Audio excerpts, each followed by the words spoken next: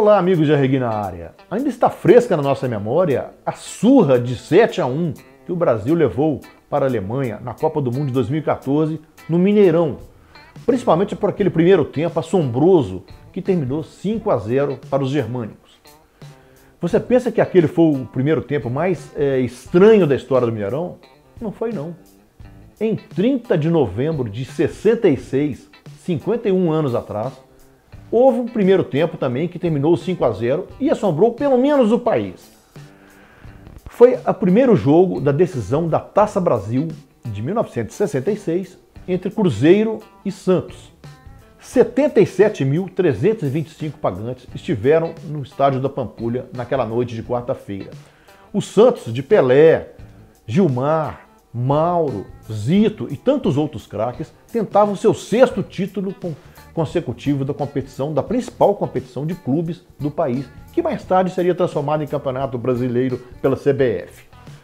Do outro lado, havia um time de garotos que começava a despontar além das fronteiras de Minas Gerais, mas tinha um jogador mais conhecido, que era o Tostão, que havia sido um dos poucos que escaparam do desastre da Copa do Mundo de 66. O Brasil perdeu da Hungria por 3-1, ele fez o único gol na sua única participação. Pois bem, aquele primeiro tempo, com 35 segundos de jogo, todo mundo já estranhava o que estava acontecendo.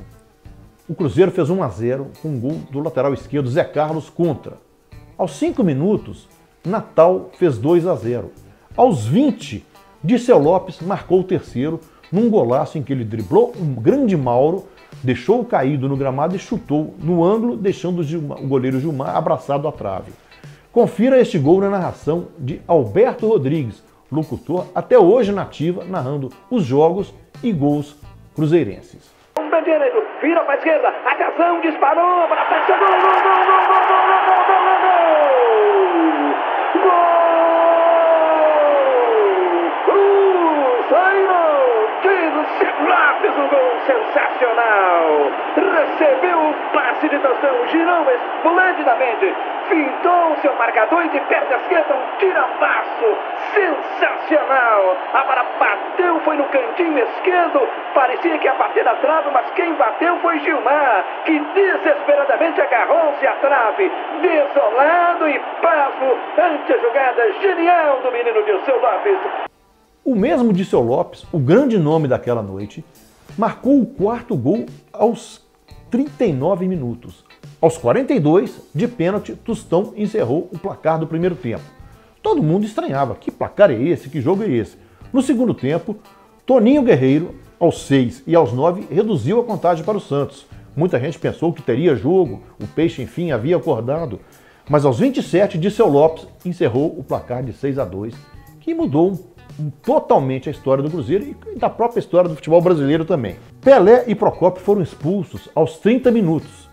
Mas naquela época não havia esses julgamentos, suspensões automáticas, essas coisas.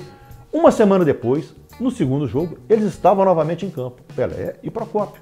O jogo era no Pacaembu, os times com camisas diferentes, né? O Cruzeiro de branco, totalmente de branco, numa chuva, saiu perdendo por 2-0 no primeiro tempo. Gols de Pelé e Toninho.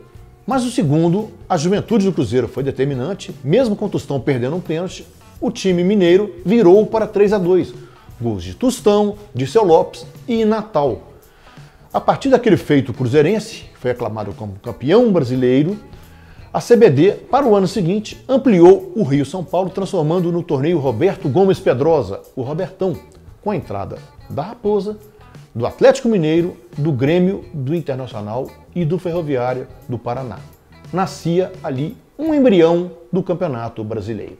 Cruzeiro, você foi campeão do Brasil, honrando a tua cor, a tua anil, vencendo ao Santos de Pelé, mostrou que é bom, te deu olé. Cruzeiro, você traz alegria, mostrando a massa, a sua academia.